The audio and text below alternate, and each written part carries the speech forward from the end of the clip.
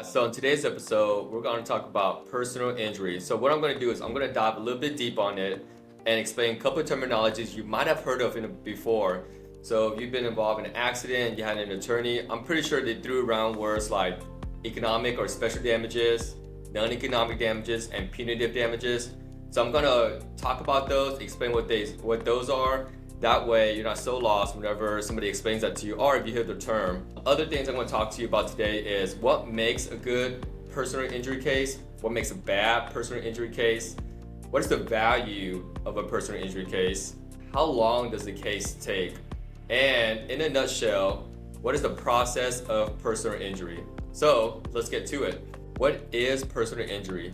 So it's just a legal term that refers to harm that is caused by a person or entity by another person or entity. So one of the words they're going to hear that's get tossed around a lot is the word damages. So in terms of the word damage and how is it calculated is broken up into a few parts, whether it's economic damages, aka special damages, is it a non-economic damage, or punitive damage. So the first one we're going to go into is what is economic damages, aka special damages. Economic damages and special damages. So what is that? Basically, it's to compensate for any financial loss. Typically, it's attached to a dollar figure. So, and that's what an economic loss is. It's anything from a hospital bill to ER bill, lost wages, reduced earning capacity, property damage to the vehicle, cost of household services that you can no longer do. There's any future expenses and losses, so future medical expenses, care and services, anything like physical therapy, future surgery. It's not always easy to understand these type of stuff, and it's not always easy to calculate. There's always medical bills, and having to understand the long-term effect that these injuries have on life and finances. And those are what economic damages are. We talked about economic damages. Now that we talked about economic damages, aka special damages, the next one would be non-economic damages, aka general damages. So this is going to be for, to compensate for any physical, mental, emotional, or psychological consequences, any physical pain and suffering, the mental anguish, impaired mobility, disfigurement, loss of enjoyment of life, loss of consortium. So anything of that sort will fall under that category. Things that it's hard to put a dollar sign to. What is the point of financial compensation? So a lot of people don't realize that when you're involved in a personal injury case and there's a settlement, that if it falls under economic and non-economic damages, that it is tax-free. Why? It's because you're not really getting enriched by your settlement. You're just becoming whole. So if I kind of explain that a little bit further, the best example would be if you were at 100% before getting into an accident, and the accident caused you to be around 50% level, let's say, then everything that you're doing is just to make you, quote, whole again and get you back up to 100% or as close to 100% as possible. Right? You're not making any more than that. So that's why you're not being, still say, enriched by it. But that's not to say if there is punitive damages involved, that's tax. But that's a rare case though. Back to the subject, I'll give you an example. If there's a serious injury, like a spinal cord injury, that makes it kind of impossible to work or enjoy your hobbies, live the active life that you once had before, monetary alone for medical expenses and lost wages will not make you, quote, whole, because it's going to ignore the fact that your life has been diminished. And this is where the non-economic damages come in, and somebody has to argue for that, right? The last one we're going to talk about is punitive damages. Economic and non-economic damages are compensatory damages, meaning it's meant to compensate for specific losses to make the client whole again. But punitive, another way to kind of say is punishment. It's meant to punish for the reckless behavior and conduct of the one who caused the damage. So what makes that kind of different is most personal injury cases won't have punitive damages. Punitive only comes in if it's reckless or malicious in nature. Just simple negligence isn't enough. You kind of hear those examples of these big companies. They're getting sued for billions of dollars. Most of the time, most of that is punitive damages. It's because these companies are doing something bad intentionally and knowingly, but they're doing it for profits. What makes a good personal injury case? What makes a good case depends on a bunch of factors. So the type of damage or injury is going to be one of the factors. So significant injuries like brain and spinal cord injuries or broken bones, it's going to be a stronger factor than a slight bruise and broken thumbnail. The next factor for what makes a good personal injury case will be how clear is the liability. What that means is, is there proof of the negligent act? Was there photos? Were there witnesses? Who was there? Who saw it? How did the incident happen? Was there a safety issue or lack of the safety requirements? Those are other things that are going to be taken into account on whether or not does it make a good personal injury case. The important factor is going to be your medical treatment and medical history. So it's going to be very important that you got to go and get treated. There has to be medical records documenting the injuries that you got and sustained and everything that followed after the incident. If you didn't get treated for the injuries, then how are we going to prove, or how can it be proven that the injuries are related to the incident at all?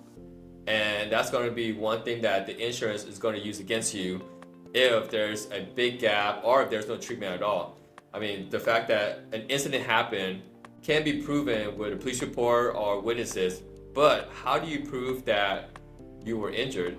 The only one that can prove that is medical staff and the doctors. The next factor is going to be the source of insurance. So is the person liable, have insurance to pay for everything?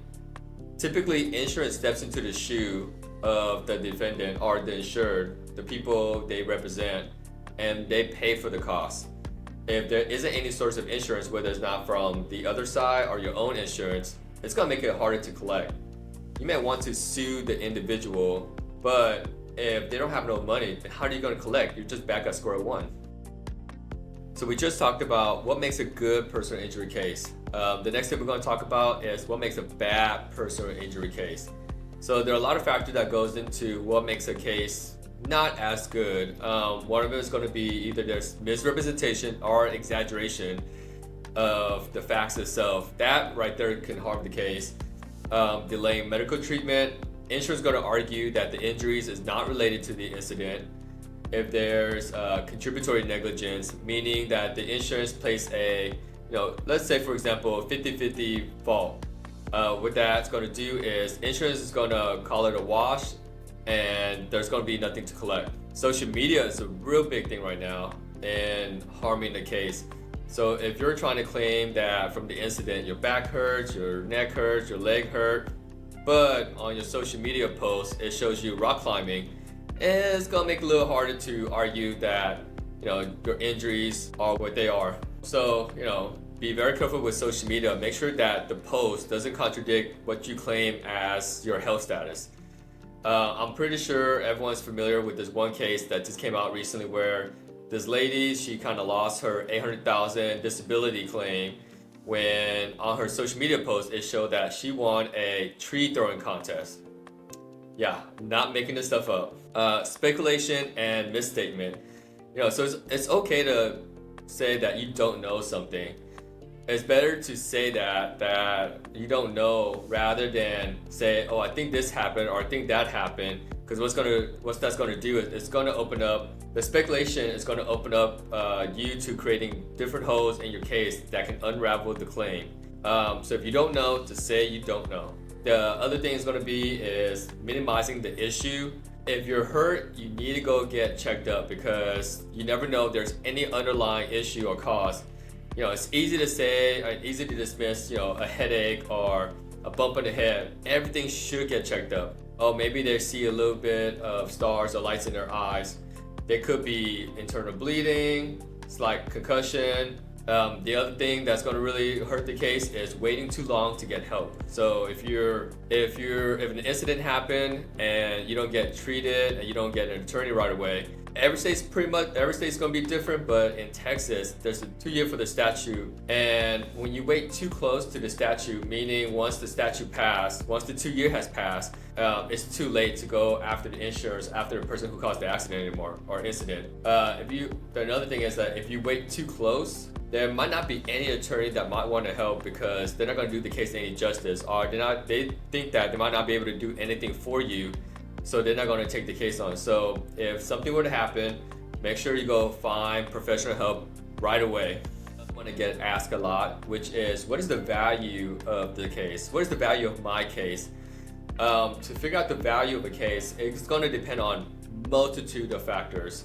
Some of them is going to be what the severity of the injury is going to be, the duration of the injury, the effect on your life, career, hobbies that the injury has, any potential emotional harm, the cost of going to trial, the medical expenses, any future care that you may need, loss of earning, and one of the most important one is the insurance policy that is available.